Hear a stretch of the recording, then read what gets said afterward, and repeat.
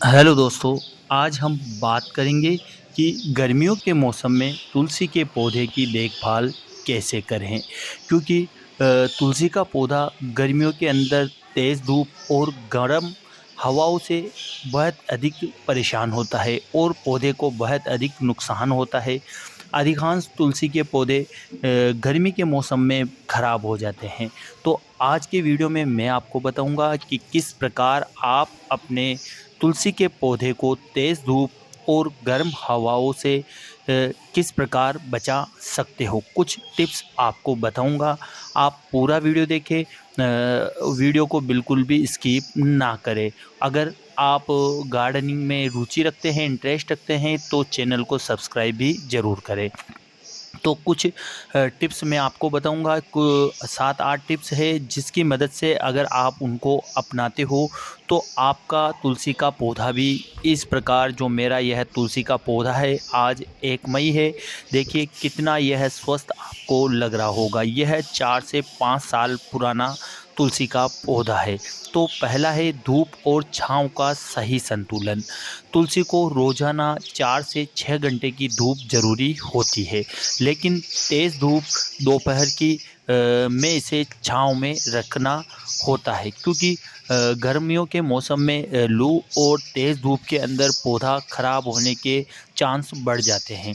यदि पौधा गमले में है तो उसे सुबह की धूप वाली जगह रखें और दोपहर के बाद छायादार स्थान पर लेकर जाए, जिससे धूप और छांव का सही संतुलन होगा और आपके तुलसी का पौधा बिल्कुल भी खराब नहीं होगा। दूसरा है पानी देना। गर्मियों में तुलसी के पौधे को रोज़ाना पानी दें, खासकर सुबह या शाम के समय। अधिकांश नए नए जो गार्डनर होते हैं जो पौधों को दिन में पानी दे देते हैं। जब तेज़ धूप होती है और पौधों को पानी देते हैं तो जो मिट्टी होती है पौधे की वह गर्म होती है।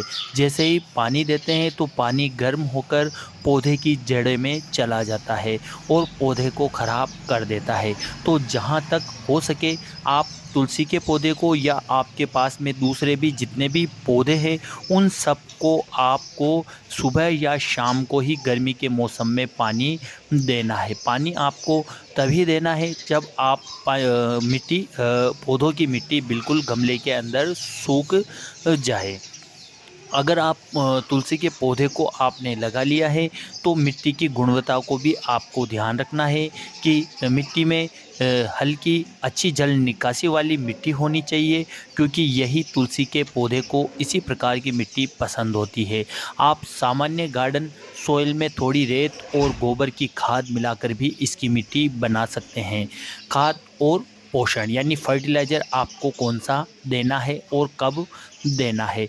जहाँ तक हो सके आपको वर्मी कंपोस्ट या गोबर की खाद यानी कि ऑर्गेनिक फर्टिलाइज़र ही तुलसी के पौधे में प्रयोग करना है। 15 से 20 दिन के अंदर आप इसे वर्मी कंपोस्ट या गोबर की खाद का लिक्विड फर्टिलाइज़र बनाकर गर्मियों के मौसम में आप दे सकते हैं। लिक्विड फर्टिलाइज़र आपको गोबर की खाद का कैसे बनाना है उसका वीडियो मैंने पहले ही बना दिया है, उसका लिंक भी डिस्क्रिप्शन में दे दिया है।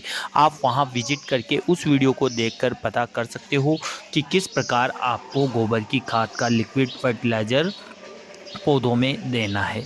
अब प्रूनिंग पौधों के लिए सबसे आवश्यक होती है प्रूनिंग, क्योंकि जैसे जैसे पौधों की प्रूनिंग होती है और पौधा अच्छे से निखर कर आता है। इस पौधे की मैंने प्रूनिंग फरवरी माह में की थी, देखिए इस पर कितनी अच्छी पत्तियां आ रही है। तो आप भी अभी भी इसकी प्रूनिंग कर सकते हो, लेकिन अभी आपको तुलसी के पौधे की हार्ड प्रूनिंग नहीं करनी है। केवल आप जो पत्तियां सूख गई है यानी जो टहनियाँ सूख गई है उनको आपको हटाना है। बिल्कुल हल्की हल्की आपको इन जो सूखी हुई टहनियाँ है उनको ही हटाना है, हार्ड प्रूनिंग नहीं करनी है। आपको जो मोटी टहनियाँ है उनको नहीं काटनी है।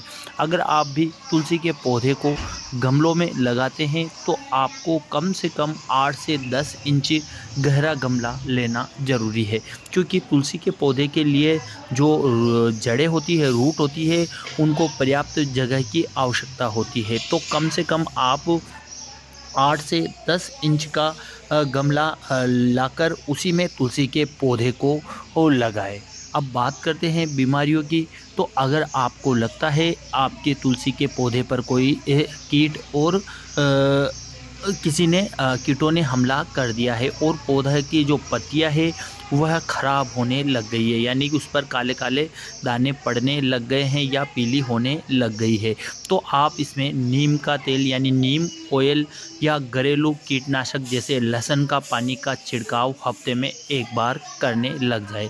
अगर पौधा ख़राब नहीं है फिर भी आप लहसुन के पानी का छिड़काव ज़रूर करें। तो यह कुछ टिप्स अपनाकर आप अपने तुलसी के पौधे को बचा